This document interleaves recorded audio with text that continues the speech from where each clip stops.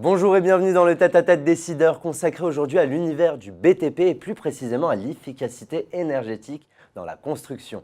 De plus en plus d'acteurs se sont lancés le défi d'utiliser des technologies nouvelles permettant de diminuer la consommation d'énergie tout en maintenant un niveau de performance finale équivalent.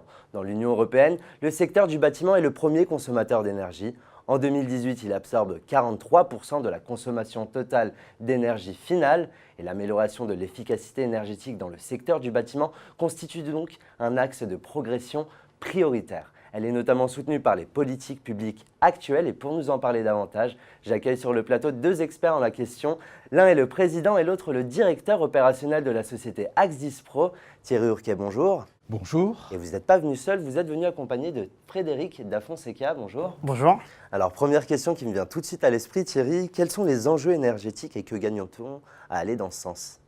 Alors, ce qu'il faut savoir, c'est que dans le monde, aujourd'hui, la demande d'électricité croît 2 fois plus vite que les ressources que nous pouvons exploiter, que ce soit le gaz, le pétrole ou le charbon. Donc forcément, nous nous trouvons face à un enjeu majeur qui est la nécessité de réduire notre consommation, parce que les ressources ne sont pas inépuisables, et ensuite de maîtriser cette consommation. Tout un chacun nécessite plus de bien-être, plus de confort au travers du chauffage, au travers de la climatisation, le simple fait de s'éclairer, consomme un certain nombre de ressources et, dans le même temps, laisse des traces sur l'environnement. Nous en subissons les conséquences tous les jours. Donc, se porter vers les énergies renouvelables, creuser et réfléchir à comment utiliser, comment exploiter ces énergies renouvelables est un enjeu majeur parce que ça permettra 3 choses. D'abord, de réduire les gaz à effet de serre. Deuxièmement, de prendre du recul par rapport à la dépendance énergétique et enfin d'améliorer la qualité de l'air et de l'environnement.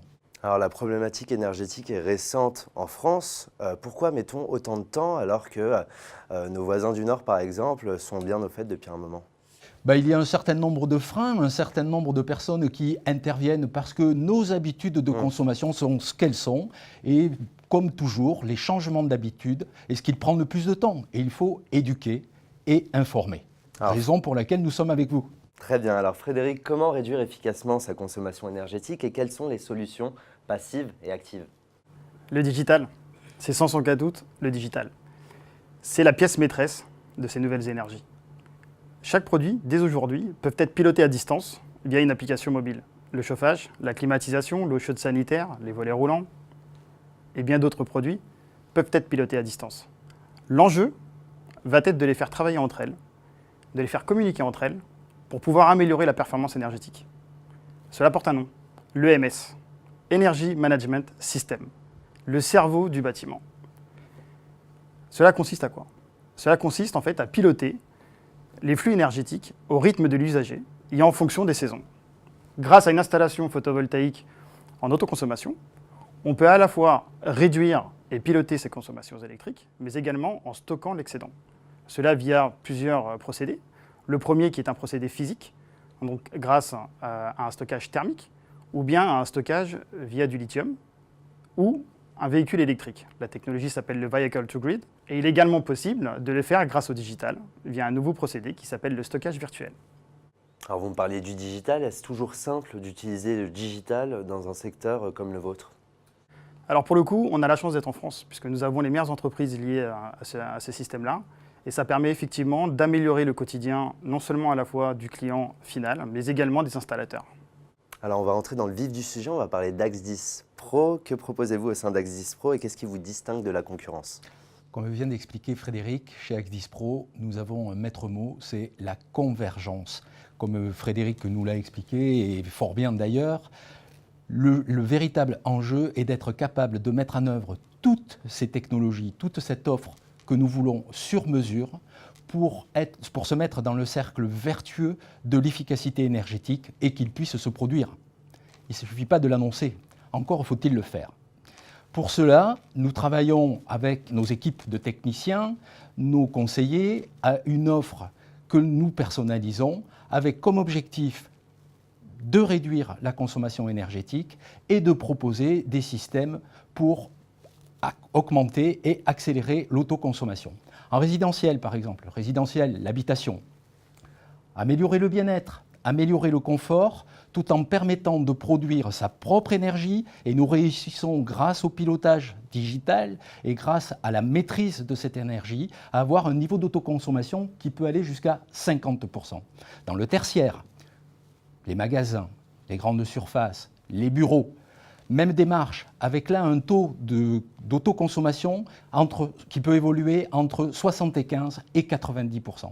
Et enfin, dans l'industrie, l'enjeu majeur, c'est l'amélioration de la compétitivité. On entend cela tous les jours.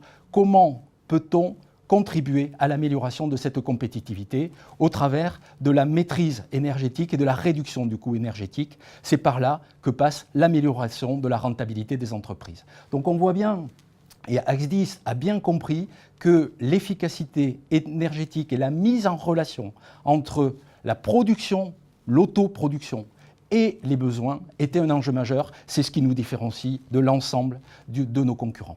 Est-ce que l'État, justement, soutient votre démarche? Évidemment, l'État a le même discours. Je dirais que nous étions pionniers et malheureusement, nous n'avons pas déposé des droits par rapport à cette terminologie d'efficacité énergétique que nous utilisons chez Axdis depuis maintenant une douzaine d'années. À l'époque où cette terminologie-là n'existait pas et où on nous regardait comme des martiens quand nous utilisions cette convergence des offres pour réduire la facture énergétique. Alors je précise ma question, est-ce que l'État vous soutient financièrement? Oui, l'État soutient au travers de deux systèmes. Un qui s'appelle le certificat d'économie d'énergie, qui est plutôt à destination des particuliers et du résidentiel, et deuxièmement au travers des contrats de performance énergétique, qui nécessitent un engagement de notre part sur la diminution de la facture énergétique via les entreprises, qu'elles soient du tertiaire ou qu'elles soient de l'industrie.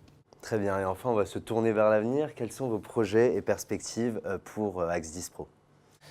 Chez Axdis, nous avons une offre globale que nous avons voulu spécialiser dans les systèmes et solutions pour l'efficacité énergétique.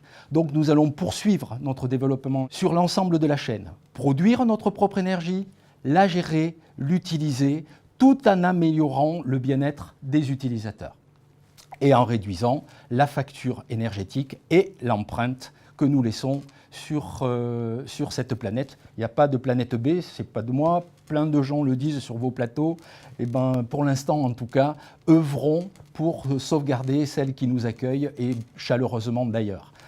Deuxième axe, il nous faut augmenter notre niveau de compétence pour assurer le meilleur service à l'ensemble des partenaires. En deux mots, nous voulons être le modèle, la référence en système d'efficacité énergétique pour l'ensemble de nos partenaires. Nous pensons chez Axdis que tous les jours, chacun, à son niveau, peut œuvrer pour réduire la consommation, réduire le coût énergétique, donner accès à un maximum de monde au bien-être et au confort, tout en limitant l'empreinte que nous laissons. Et j'emprunterai à Charles Baudelaire une phrase, « Une suite de petites volontés fait un grand résultat ». C'est là-dessus que nous nous positionnerons. Très bien, que de beaux projets en perspective. Merci beaucoup Thierry Ourquet d'avoir accepté mon invitation. Merci à vous Frédéric Dafonseca également. Merci pour votre accueil. Très bien. C'est la fin de l'émission, merci de nous avoir suivis. Quant à moi, je vous retrouve très prochainement pour un nouveau numéro du Tête à Tête Décideur. À bientôt.